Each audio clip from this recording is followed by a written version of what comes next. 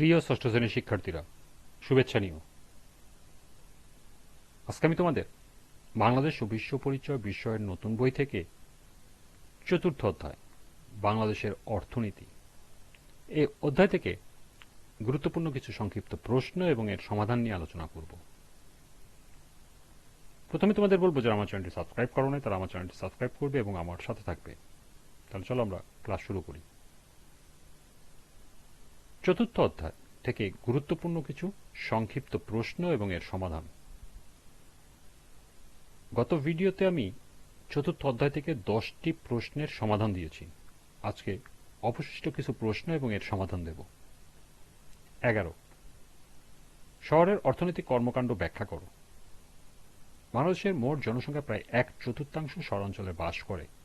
শহরে বসবাসকারী মানুষ সাধারণত অফিস আদালত ও শিল্প কারখানায় চাকুরি, ব্যবসা বাণিজ্য, যানবাহন চালনা, নানা ধরনের দিনমজুরি ও বাসাবাড়িতে কাজ করে জীবিকা নির্বাহ করে। ভিন্ন ভিন্ন চাহিদার কারণে শহর এলাকায় ভিন্ন ধরনের অর্থনৈতিক কর্মকাণ্ড পরিচালিত হয়। ডাক্তার, ইঞ্জিনিয়ার, ব্যাংকার, শিল্পী, আইনজীবী, সাংবাদিকতা ইত্যাদি পেশাজীবী মানুষ বাস করে শহর অঞ্চলে।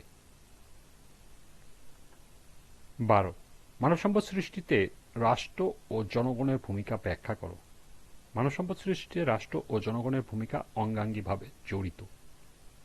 জনগণ মানব সম্পদকে রূপান্তর করার ক্ষেত্রে রাষ্ট্রকে অগ্রণী ভূমিকা পালন করতে হয়। আধুনিক যুগে যেসব রাষ্ট্র জনগণের অন্ন, বস্ত্র, চিকিৎসা, শিক্ষা ও বাসস্থানের দায়িত্ব পালন করছে সেসব রাষ্ট্রের জনগণ দ্রুত মানব সম্পদে রূপান্তরিত হয়েছে।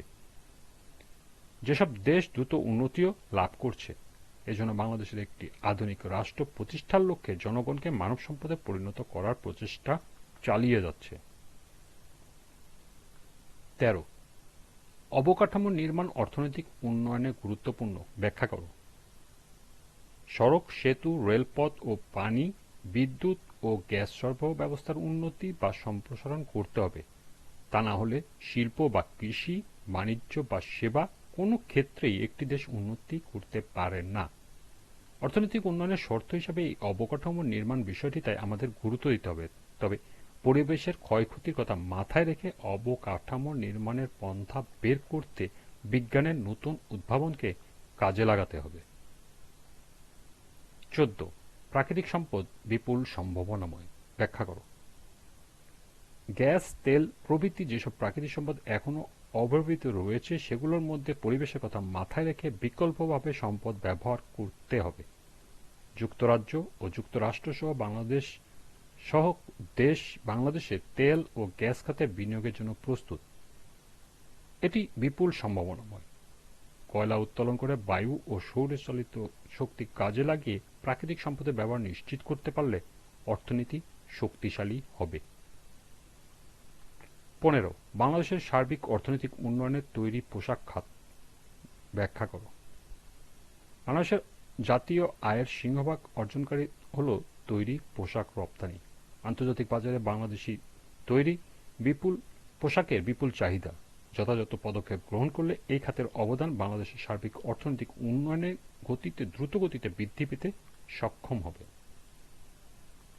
16, বাংলাদেশের অর্থনীতিতে ইপিজেডের ভূমিকা কি? বৈদেশিক বিনিয়োগের অন্যতম সম্ভাবনা হল ইপিজেড এলাকায় বিনিয়োগ। ইউরোপ, আমেরিকা সহ এশিয়ার বেশ কয়েকটি দেশের বিনিয়োগকারীরা বাংলাদেশের ইপিজেড এলাকায় শিল্পাঞ্চল গড়ে তোলার আগ্রহ প্রকাশ করছে। ইপিজেড বৃদ্ধি করতে পারলে অর্থনীতি শক্তিশালী হবে। 17, বাংলাদেশের অর্থনৈতিক সম্ভাবনা ব্যাখ্যা করো। বাংলাদেশ একটি উন্নয়নশীল দেশ। স্বাধীনতার পর অর্থনীতির নানা ক্ষেত্রে আমরা যথেষ্ট উন্নতি করেছি। উন্নয়নের জন্য বাংলাদেশের চমৎকার সম্ভাবনা আছে, যার মধ্যে প্রধান হল আমাদের বিরাট জনশক্তি ও উর্বর ভূমি। আমাদের মাটি, পানি ও বিরাট জনশক্তি উন্নয়নের প্রতি একটি বড় সহায়। আমাদের দেশের মানুষ পরিশ্রমী। আমাদের দেশের প্রবাসীরা শ্রমিকেরা বিদেশের মাটিতে তারা প্রমাণ দিচ্ছে। গার্মেন্টস বা পোশাক শিল্পে বাংলাদেশ যে সাফল্য পরিচয় দিয়েছে তা উন্নয়নের প্রতি আমাদের উজ্জ্বল সম্ভাবনাকে তুলে ধরেছে। 18, আধুনিক রাষ্ট্রে কৃষি, শিল্প, ব্যবসা ও সেবা এই খাতগুলোর কোনোটির গুরুত্বই অন্যটির চেয়ে কম নয় ব্যাখ্যা করো। আধুনিক রাষ্ট্রে কৃষি, শিল্প ব্যবসা ও সেবা এই খাতগুলো কোনোটি গুরুত্ব অন্যটির চেয়ে কোনো অংশে কম নয়।